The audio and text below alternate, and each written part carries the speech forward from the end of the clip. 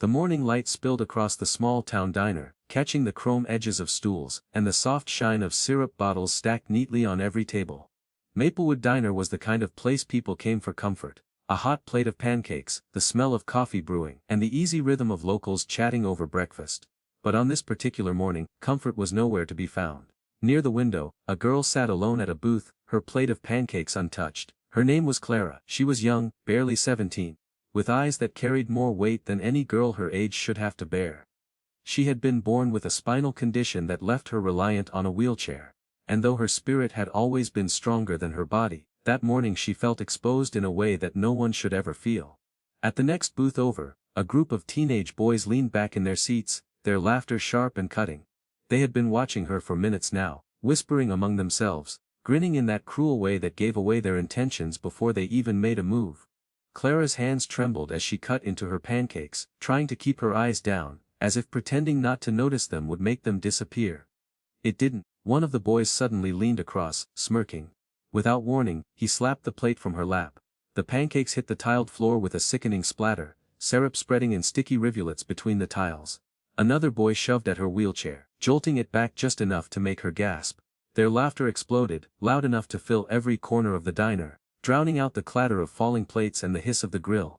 The room froze. A waitress holding a tray of coffee cups stopped in her tracks, her face pale. A couple in the corner lowered their eyes, pretending not to see. A man by the counter shifted uncomfortably but said nothing. Everyone seemed to recognize the cruelty unfolding before them, yet no one moved. Clara's eyes burned with tears she tried desperately to hold back. She bent forward, her hands shaking, reaching for the fallen pancakes as though putting them back on the plate would erase what had just happened. But no amount of effort could hide the humiliation. In that moment, she felt smaller than ever. She wondered why the world worked this way.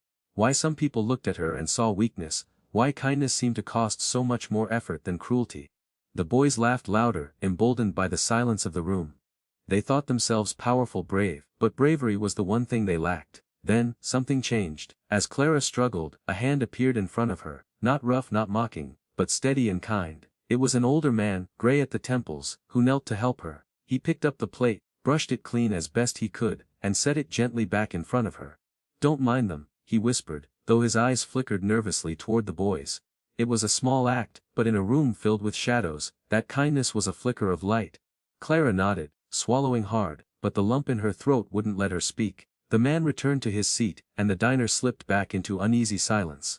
Only the boys kept laughing, proud of their cruelty, as if hurting someone smaller gave them strength.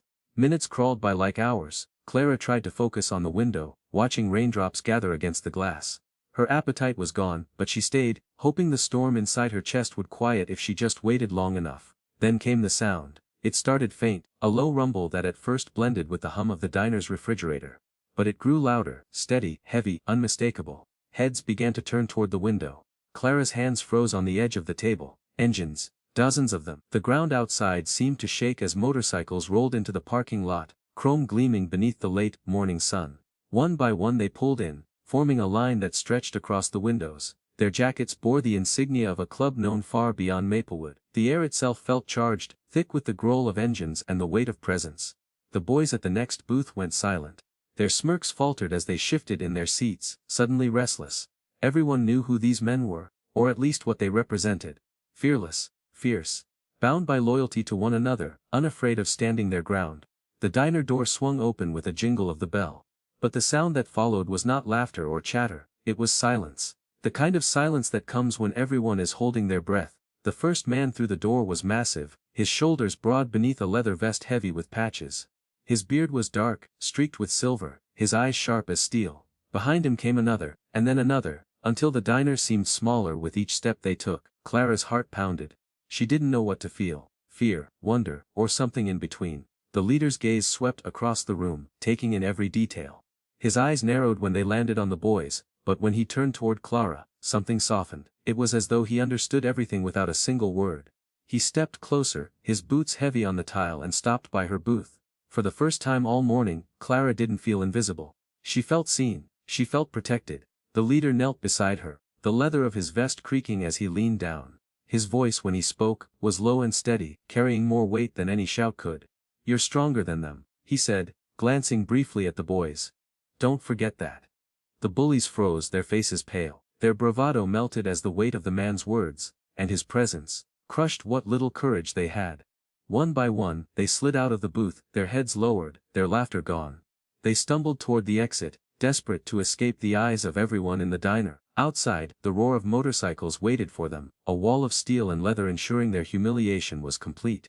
The once arrogant boys were reduced to shadows of themselves, stripped of power they never truly had. Clara watched, her chest tight, her hands clenched together. For the first time that morning, she didn't feel broken. She felt safe. The leader stood, then reached for his vest. In a gesture no one in the diner would ever forget, he slid it gently from his shoulders and draped it across Clara's. "Your family now," he said simply. Tears streamed down Clara's face, not of humiliation but of gratitude. Around her, the diner erupted in quiet applause. The waitress wiped her eyes. Even the man who had helped earlier smiled through the weight of the moment. Clara realized something powerful then. Cruelty might exist, but so did courage. And sometimes kindness came from the most unexpected places. Clara sat there, her shoulders wrapped in the heavy leather vest, and for the first time in a long while, she felt like she belonged. The laughter that had once torn her spirit apart was gone, replaced by the warmth of strangers who had chosen to stand beside her. Around the diner, conversations resumed, but they carried a new tone. One of respect, of quiet awe at what they had just witnessed. The waitress returned with fresh pancakes, a milkshake and pie, placing them in front of Clara with a trembling smile. "On the house," she whispered, though everyone knew the towering man had already covered more than the bill. Clara's hands hovered over the food, but her appetite was not for pancakes anymore. Her heart was full of something far richer.